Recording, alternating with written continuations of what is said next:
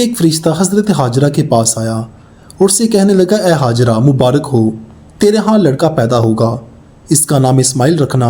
اللہ کی قدرت کے پہلے ہی سال حضرت حاجرہ کے ہاں بیٹا پیدا ہوا، ان کا نام اسماعیل رکھا گیا۔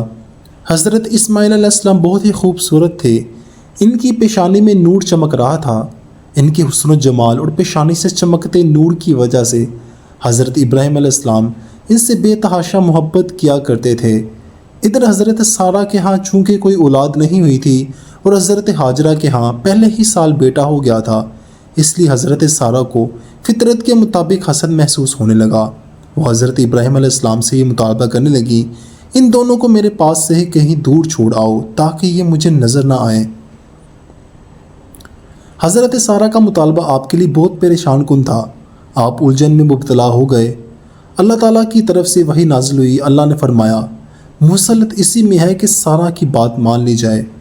آخر اللہ تعالیٰ کو اس علیحدگی کے نتیجے ہی میں ایک مشہور شہر آباد کرنا تھا اور لوگوں کو قیامت تک رہنے والے عجائبات دکھانے تھے۔ اللہ تعالیٰ کو حکم ملتے ہی حضرت ابراہیم علیہ السلام ان دونوں کو وہاں سے لے کر چلے گئے۔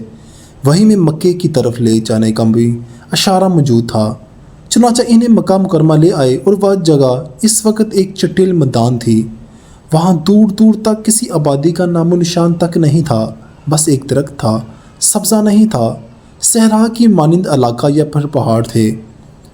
لکھنے والے لکھتے ہیں کہ جب حضرت ابراہیم علیہ السلام حضرت حاجرہ اور حضرت اسماعیل علیہ السلام کو لیے اس جگہ پہنچے تو جہاں آج خانہ کعبہ ہے، تو اونٹ کے قدم وہیں پر رک جاتے ہیں۔ اس نے آگے بڑھنے کا نام تک نہ لیا۔ حضرت ابراہیم علیہ السلام نے اسے آگے بڑھنے کی بہت کوشش کی، لیکن اونٹ ایک قدم بھی آگے نہ بڑھ پایا۔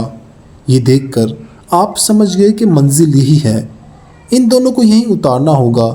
چنانچہ آپ نے ان دونوں کو وہیں اتار دیا، کچھ کھجوریں اور پانی اس کے پاس رکھ دیا اور اونٹ پر بیٹھ کر جانے کے لیے مڑ گئے۔ اس وقت حضرت حاجرہ پریشان ہوئی اور بولی، اے خلیل، آپ ہمیں کس کے سپرد کر کے جا رہے ہیں؟ آپ نے فرمایا اللہ تعالیٰ کے حوالے کر کے جا رہا ہوں۔ انہوں نے پھر پوچھا، کیا یہ اللہ کا حکم ہے؟ آپ نے جواب دیا، ہاں یہ اللہ تعالیٰ کا حکم ہے۔ تب آپ نے کہا، پھر مجھے اللہ تعالیٰ کا کافی ہے، وہ ہمیں ضائع نہیں کرے گا۔ حضرت ابراہیم علیہ السلام ان دونوں کو وہاں چھوڑ کر واپس لوٹ گئے۔ جب اتنے فاصلے پر پہنچ گئے جہاں سے وہ دونوں نظر نہیں آ رہے تھے، آپ نے ہاتھ اٹھا کر دعا مانگی، اے میرے رب، میں نے اپنی اولاد کو میدان میں بسایا ہے جہاں سبزہ نہیں ہے، یہ جگہ تیرے محترم گھر کے پاس ہے، اے ہمارے رب، تاکہ قائم رکھیں نماز کو، سو تو لوگوں کے دلوں کی اس طرف مائل کر دے اور انہیں میووں سے روزی دے، شاید وہ شکر کریں۔ یہ دعا کر کے آپ وہاں سے چلے گئے۔ لکھنے والے لکھتے ہیں کہ اس وقت مکہ میں کوئی آبادی نہیں تھی، نہ وہاں کہیں پانی تھا۔ حضرت ابراہیم علیہ السلام نے ان کے پاس پانی کا مشکیر اور کھجور کا ایک تھیلا رکھ دیا تھا۔ حضرت ابراہیم علیہ السلام کے چلے جانے کے بعد حضرت حاجرہ ضرورت کے وقت تھیلے میں سے کھجوریں کھاتیں اور مشکین سے پانی پیتی رہیں، یہاں تک کہ پانی بالکل ختم ہو گیا۔ اب وہ پیاس کی وجہ سے پریشان ہو گئیں۔ حضرت اسماعیل علیہ السلام کو بھی پیاس ستانے لگی۔